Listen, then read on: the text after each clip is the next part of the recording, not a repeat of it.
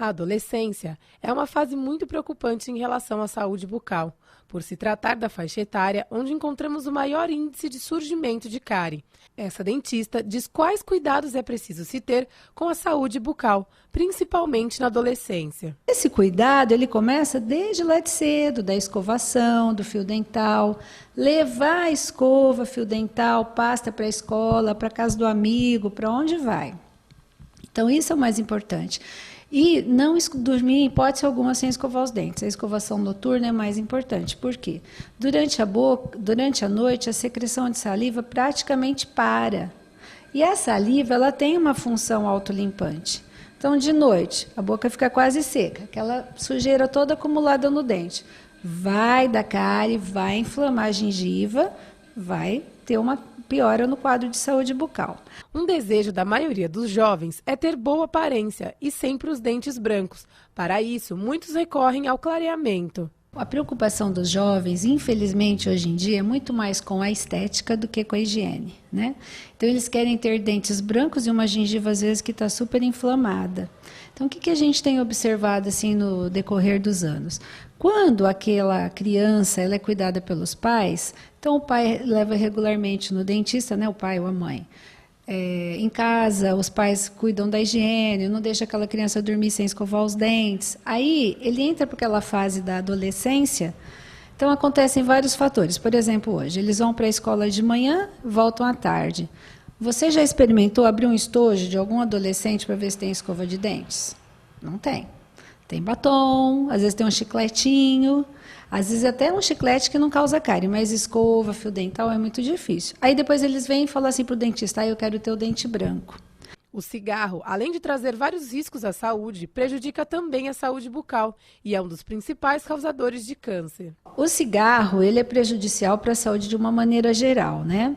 Com relação à cavidade bucal, a primeira coisa que ele faz um manchamento sim nos dentes, principalmente nessa parte de dentro que a gente chama de a parte palatina ou lingual, porque quando você sopra a fumaça, a maior porção de nicotina, daqueles gases, daqueles elementos, eles ficam impregnados aqui. Então, o cigarro faz um manchamento dos dentes. Até a língua. Você repara a língua do fumante, ela é marrom. Tá? Então, começou a prejudicar pela estética. E os efeitos das toxinas. Então, dentro dos cânceres de cavidade bucal, o principal fator etiológico, ou seja, o principal causador é o fumo. Tá certo? E câncer de pulmão também. Então, para mim, uma bandeira totalmente contra o cigarro. O famoso piercing na boca que alguns jovens usam pode trazer alguns riscos caso mal higienizado. Existem vários tipos de piercing, né? Tem aquele piercing dental, que é aquele brilhinho que cola no dente. Ele não tem nenhum assim malefício. A única coisa que o paciente tem que tomar o cuidado de higienizar. Por exemplo, ele normalmente é colado aqui nesses dentinhos da frente, então passar o fio dental entre os dentes para não acontecer o seguinte, fica um belo piercing aqui e um buraco aqui, uma cárie, tá? Agora, os piercings de tecido mole, que os jovens costumam colocar, às vezes na língua ou no lábio. Então, veja só, principalmente o de língua, ele tem um potencial carcinogênico muito grande. Por quê? Olha, o jovem não faz higiene assim regularmente, direitinho, então ele acumula bactéria, pode ser um fator de infecção.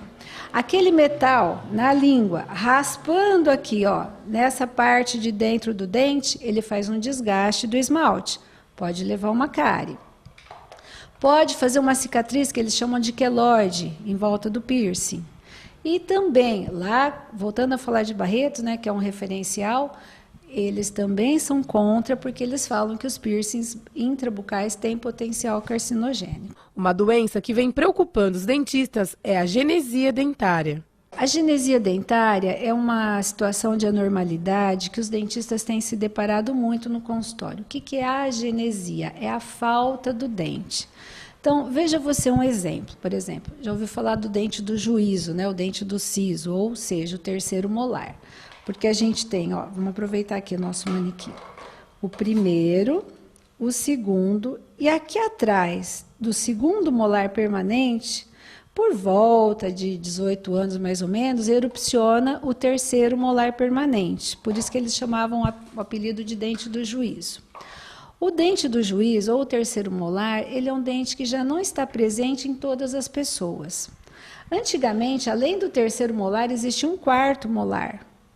E esse dente faz muito tempo que não erupciona, não aparece, não forma, então tem agenesia. Então, hoje em dia, as pessoas têm agenesia não só de terceiro molar, como é comum a gente ter encontrado jovens que têm agenesia de incisivo lateral. Incisivo lateral é esse dente aqui, ó.